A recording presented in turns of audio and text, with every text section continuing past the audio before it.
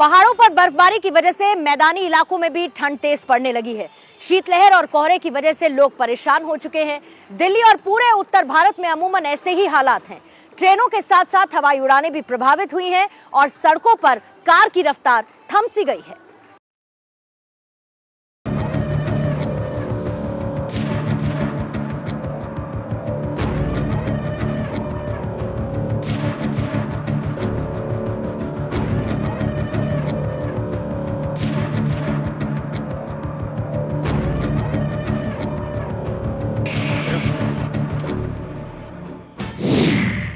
पहाड़ों पर बर्फबारी, तापमान में गिरावट।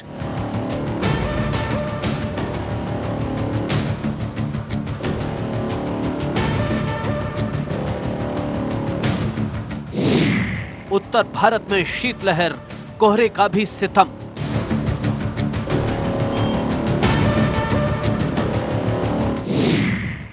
विजिबिलिटी कम, गाड़ियों की रफ्तार हुई धीमी।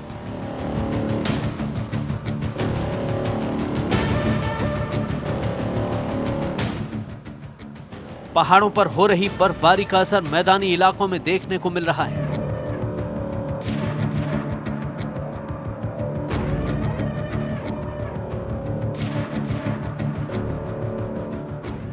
दिल्ली समेत पूरा उत्तर भारत शीतलहर की चपेट में है।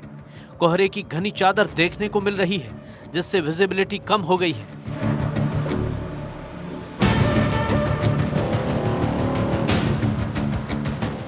जो फ्लाइट से लेकर ट्रेन यातायात को प्रभावित कर रही है।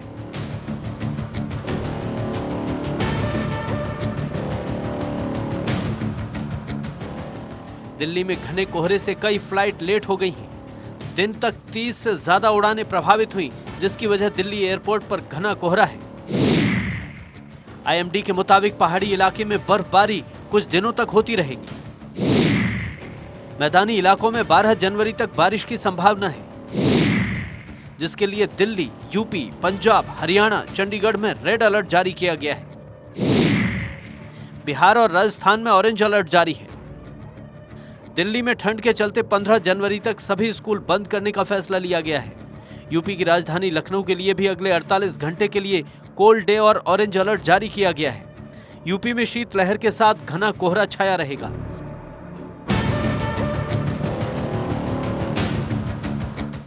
लखनऊ में 14 जनवरी तक 8वीं तक के सभी स्कूल बंद हैं। 9 से 12वीं तक की क्लास ऑनलाइन चलेंगी। सर्दी और कोहरे की वजह से आगरा में भी 8वीं तक के स्कूल 14 जनवरी तक बंद करने का जिला प्रशासन ने फैसला लिया है। झारखंड में भी 14 जनवरी तक शिक्षा विभाग ने स्कूलों में छुट्टी करने का फैसला लिया है। मौसम विभाग के मुताबिक 13 जनवरी से तापमान में धीरे धीरे बढ़ोतरी का अनुमान है, जिससे सर्दी में राहत मिलेगी। फिलहाल कोहरे की वजह से सड़कों पर गाड़ियों की रफ्तार कम हो गई है। हेडलाइट ऐसी लग रही है जैसे कोई दिया हो।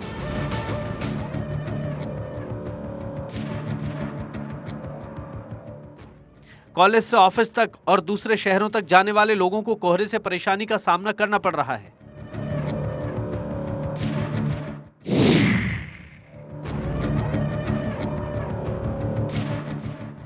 दिल्ली आगरा नेशनल हाईवे पर कोहरे की वजह से फर्राटा भरने वाली गाड़ियों की रफ्तार 20 से 30 किलोमीटर प्रति घंटा हो गई है, जिससे लोगों को खासी दिक्कत का सामना करना पड़ रहा है। NH2 पर हादसे की वजह से लोग अपनी कार की रफ्तार काबू में करके चल रहे हैं, जिससे लोगों को सफर में ज्यादा समय लग रहा है।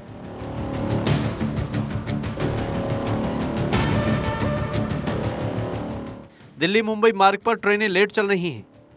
कोहरे की वजह से बस भी टाइम पर नहीं आ रही है, जो परेशानी का सबब बन गया है। ठंड से बचने के लिए लोग अलाव जलाकर हाथ पांव सेंक रहे हैं।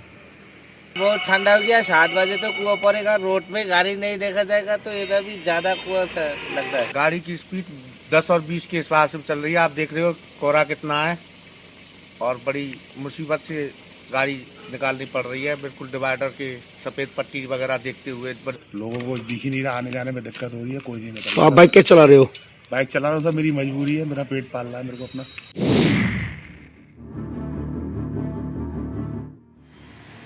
मथुरा जैसे हालात वाराणसी में भी देखने को मिल रहे हैं।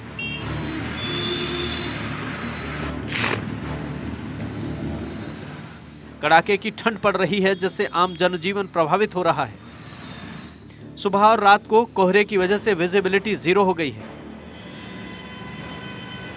लोग कोहरे में धीमी रफ्तार में स्ट्रीट लाइट का सहारा लेकर गाड़ी चला रहे हैं। ठिठुरन भरी इस प्रचंड ठंड से बचने के लिए लोग अलाव का सहारा ले रहे हैं।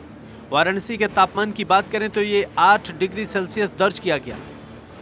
ठंडा पड़ रही सर। किस तरह की? गलन है, कोयला है, यह सब है। किस तरह का कोहरा? ये कोहरा देखिए, आप सामने कोहरा देख रहे हैं आप। गाड़ियाँ चलाने में दिक्कत? हाँ, गाड़ी चलाने में दिक्कत है, फल फूल बेचने में दिक्कत है। जौनपुर में ठंडी बहुत बिजोड़ है। अरे यार भैया कांपना करना है, जैसे शरीर कांप रहा है एकदम है। कपड़ा लता पहन रहे हैं, साल ओढ़ रहे हैं, बस आग सेक रहे हैं। ठंड को देखते हुए वाराणसी के जिलाधिकारी ने 12वीं तक के सभी स्कूल को 10 जनवरी तक बंद रखने के निर्देश दिए हैं। वहीं 8वीं तक के सभी स्कूलों को 14 जनवरी तक बंद रखने का आदेश दिया गया है। आज का तो फॉग बहुत तगड़ा है और इसका लक्षण कल से ही था। मुख्यमंत्री जी को निकलना भी था, लेकिन इसके कारण मतलब वो नहीं जा पाए। हम लोग अपने रूटीन वर्किंग पे जो है डेली के हिसाब से निकले हैं, लेकिन फॉग इतना ज़्यादा है जहाँ कहीं ना कहीं मतलब आवागमन में विलम्ब हो रहा है। अयोध्या में भी ठंड का कहर देखने को मिल रहा है। ट्रेनों की रफ्तार धीमी है, स्टेशन सूने पड़े हैं। जो ट्रेन पहुंच रही हैं वो देर से ही पहुंच रही हैं, जिसकी वजह से यात्रियों को परेशानी झेलनी पड़ रही है। ट्रेन का इंतजार कर रहे यात्री स्टेशन के बाहर जल रही आग सेंक रहे हैं। हम कल आए हैं यहाँ अयोध्या, मतलब ये फैजाबाद, तो मतलब यहाँ घूमने। तो ट्रेन यहाँ लेट है, तो हम इधर मतलब आगे जल रही है तो तापने के लिए खड़े हुए हैं। जिन यात्रियों की गाड़ी लेट या निरस्त हो गई है वो रैन बसेरे में शरण लिए हुए हैं। लोगों का कहना है कि रैन बसेरा बनाकर सरकार ने ठंड में उन्हें राहत दी है, नहीं तो बुरा हाल हो जाता। गोरखपुर में भी शीतलहर और कोहरे का सितम है। कोहरा इतना घना है कि कुछ भी दिखाई नहीं दे रहा। कोहरे की वजह से सड़कों पर गाड़ियां रेंग रही हैं। हाड़ कंपाती ठंड में घर से निकलने वाले लोगों को परेशानी हो रही है। जिन लोगों को यात्रा करनी पड़ रही है वे अपनी कार और बाइक से धीमे धीमे सफर कर रहे हैं। कहीं आग जलती दिखती है तो रुककर हाथ सेंकना नहीं भूल रहे। गोरखपुर में ठंड की बात किया तो किस तरह की ठंड पड़ रही है? ठंड सर बहुत ज़्यादा पड़ रही है, कोहरा भी पड़ रहा है और बारिश भी जैसे हो रही है। ठंड बहुत काफ़ी है, हाथ पैर में गलन हो रहा है, हाथ पैर काम नहीं कर रहा है। बहुत ज़्यादा ठंड है सर, हम लोग परेशान हैं, बहुत दिक्कत है सर। यहाँ तो मुझे बहुत सारी परेशानियों का सामना करना पड़ा ठंड की वजह से। जैसे कोहरा पड़ गया है तो बसें स्लो चल रही हैं, कई ट्रेनें कैंसिल हो गई हैं, जिसकी वजह से आदमी का यातायात पे भी प्रभाव पड़ा ठंड की वजह से। और इतनी ठंडी है कि देखिए यहाँ पे भैया लोग आग जलाए हुए थे, तो मैं पैदल जा रहा था, मैं बोला थोड़ा सेक लूँ थोड़ी देर के लिए। तो बोल सकते हैं कि इसमें इस स्टार्टिंग जन में आपका ठंड बढ़ गया है, थोड़ा दिक्कतें बहुत आ रही हैं। गोरखपुर की तो ठंड बहुत ज़्यादा इलाहाबाद के मुकाबले, क्योंकि मैं भी स्टूडेंट हूँ इलाहाबाद यूनिवर्सिटी का और मैं वहाँ से सफ़र किया हूँ, तो मुझे नॉर्मली 6 घंटे लगते हैं, जबकि अब ठंड और कोहरे के लिए अकॉर्डिंग 12 घंटे लग गए मुझे। इसके कारण मतलब कुहेसा भी है और ठंड भी मुझे लग रही है। आप देख सकते हैं कि जैकेट वगैरह पहने, बहुत समस्याएँ आ रही हैं। ठंड यहाँ बहुत तेज़ पड़ रही है और हाथ एकदम गलने लग रहा है। गलन बहुत ज़्यादा है यहाँ पे। शीत भी गिर रहा है, कोहरे भी है, गाड़ी चलाने में बहुत मुश्किल हो रही हैं और गलन ज़्यादा काफ़ी है। पंजाब के पठानकोट में भी कोहरे का कहर लगातार बढ़ता जा रहा है। सड़कों पर विजिबिलिटी कम हो गई है। कोहरे के चलते ठंड में लगातार इजाफा हो रहा है। लोगों को ठंडी से बचने के लिए आग का सहारा लेना पड़ रहा है। सड़कों पर गाड़ियां रेंगते हुए दिखाई दे रही हैं। पठानकोट अमृतसर नेशनल हाईवे पर भी गाड़ियों की रफ्तार धीमी हो गई है। पिछले कुछ दिनों से पड़ रही ठंड से लोग घरों से नहीं निकल रहे, जिसकी वजह से दुकानदारों को भी घाटा हो रहा है। लोग अपनी दुकानों के सामने अलाव जलाकर ग्राहकों का इंतजार करते दिखाई दे रहे हैं। ठंड बहुत बढ़ रही है और गरीब तबके का बहुत बुरा हाल है और कारोबार पहले ही ठप्प पे ने और रोजी रोटी कमाना बहुत मुश्किल हो गया है। पठानकोट की तरह पंजाब के जालंधर में भी कंपकपाती सर्दी पड़ रही है और कोहरा भी छाया हुआ है। पंजाब में सर्दी को लेकर रेड अलर्ट जारी किया गया है। अब संभावना है कि आने वाले शुक्रवार को ही प्रदेश के कुछ हिस्सों में ठंड से राहत मिलेगी। मौसम विभाग के मुताबिक अगले 4 दिन तक मौसम शुष्क रहेगा। इस दौरान बारिश होने की संभावना नहीं है। ठंडी हवाओं के साथ कोहरा और घनी धुंध पड़ने की आशंका है, जिससे कामकाज पर असर पड़ता नजर आ रहा है, क्योंकि लोग ठंड की वजह से घर से बाहर कम निकलते हैं। जालंधर रेलवे स्टेशन पर यात्री परेशान होते दिखाई दिए, क्योंकि ट्रेनें अपने निर्धारित समय से 3 से 4 घंटे देरी से चल रही हैं। ठंड की वजह से परेशानी भी हो रहे हैं, तो ठंड की वजह से लेट ट्रेन है ये। हाँ भाई, परेशानी है, काम का है नहीं, ठंड ज्यादा है सबसे। Bureau report, Bharat 24। मैदानी इलाकों पर जहां शीतलहर और कोहरे का कहर जारी है, तो दूसरी तरफ पहाड़ों पर बर्फ की सफेद चादर बिछी हुई है। सैलानी जिसका जमकर लुत्फ उठा रहे हैं। संभावना इस बात की है कि ये मौसम ऐसे ही आगे बना रहेगा, यानी कि ठंड और प्रचंड होगी।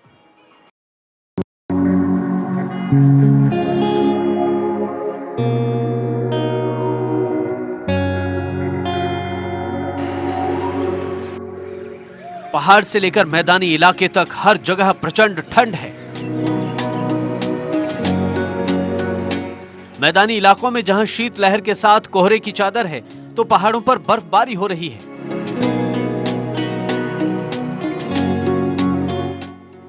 बर्फ की सफेद चादर से पहाड़ पूरी तरह ढक गए हैं, जिससे तापमान में गिरावट दर्ज की गई है। जम्मू कश्मीर के कई इलाकों में बर्फबारी जारी है, जिसके अगले कुछ दिनों तक जारी रहने की संभावना है।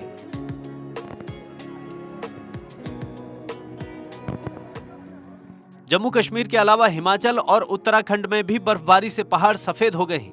मौसम वैज्ञानिकों के मुताबिक 11 से 13 जनवरी तक बर्फबारी के साथ बारिश की भी संभावना है, जिससे तापमान में और गिरावट होने की आशंका है। गुलमर्ग में बर्फ की ताजी चादर बिछ रही है, जिसका आनंद उठाने के लिए सैलानी पहुंच रहे हैं। आसमान से हल्की हल्की गिरती बर्फ लोगों को खूब भा रही है।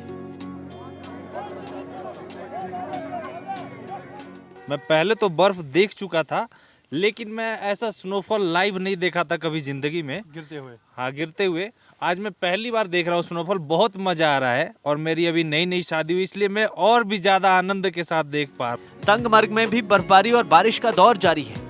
बर्फबारी के बीच में हो रही बारिश लोगों के लिए थोड़ी मुसीबत बनकर गिर रही है। अगर जम्मू कश्मीर की बात करें, तो भले ही बर्फबारी के साथ कहीं कहीं बारिश देखने को मिली, लेकिन ठंड में ज्यादा बढ़ोतरी देखने को नहीं मिली।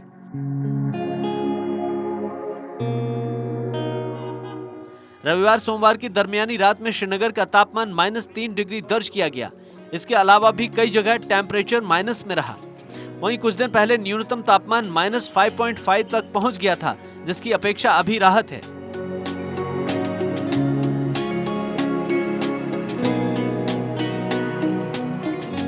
मौसम विभाग के मुताबिक अगले कुछ दिन तक बादल छाए रहेंगे, लेकिन जम्मू के मैदानी इलाकों में बर्फबारी और बारिश होने की संभावना है। ऊंचाई वाले इलाकों में भारी बर्फबारी की संभावना है। कश्मीर अभी चिल्लाए कलां की चपेट में है, यानी 40 दिनों में सबसे ज्यादा बर्फबारी की संभावना है। चिल्लाए कलां अभी 30 जनवरी तक चलेगा। इसके बाद भी शीतलहर जारी रहेगी। कश्मीर की तरह हिमाचल में भी ऊंची चोटियों समेत लाहौल स्पीति में बर्फबारी हो रही है। हिमाचल में भी बर्फबारी के साथ बारिश की संभावना है।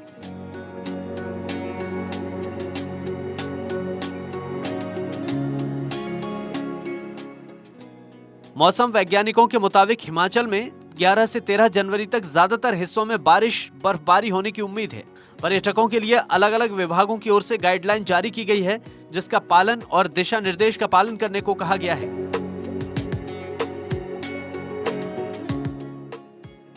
फिलहाल हिमाचल में 14 फरवरी के बाद मौसम साफ होने की बात कही जा रही है। Bureau report, Bharat 24।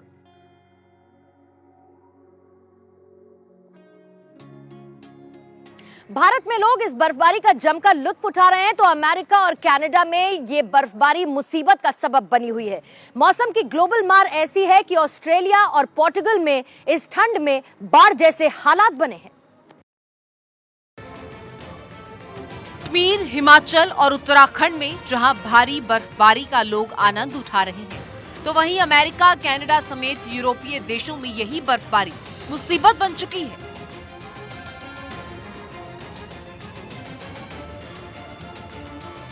कुछ समय पहले ही अमेरिका, कनाडा समेत कई देशों में बर्फीला तूफान आया था, जिसने कई जिंदगियां छीन ली। और अब भी फिनलैंड, स्वीडन, अमेरिका, कनाडा में बर्फबारी हो रही है, जिससे यूरोप की रफ्तार धीमी पड़ गई है।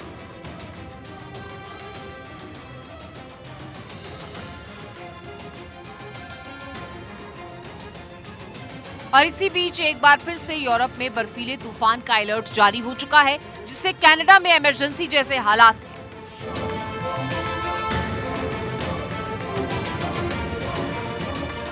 एक तरफ बर्फबारी तो दूसरी तरफ बाढ़ मुसीबत बनी हुई है। भारी बारिश के बाद पुर्तगाल के कई शहरों में जनजीवन अस्त व्यस्त हो चुका है। लोगों को सड़कों पर चलना तक मुश्किल हो गया है।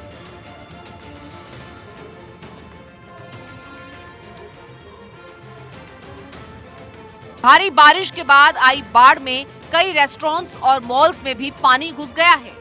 बाढ़ से हुई इस बर्बादी को लेकर फिलहाल लोग इस मंजर को दूर से निहारते नजर आते हैं, क्योंकि इस पर किसी का भी बस नहीं चलेगा।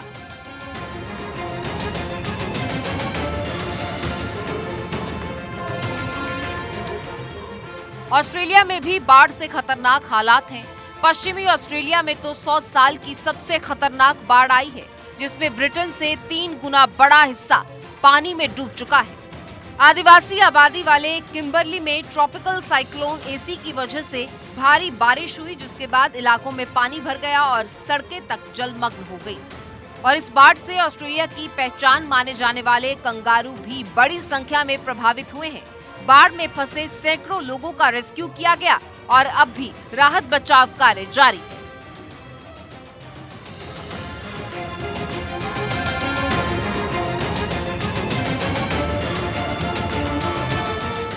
ऑस्ट्रेलियाई अधिकारियों के मुताबिक इस बाढ़ के बाद जनजीवन सामान्य होने में महीनों का समय लग जाएगा। मौसम की ये मार फिलहाल ग्लोबल है और कहीं बर्फीला तूफान तो कहीं बाढ़ एक बड़ी प्रॉब्लम है।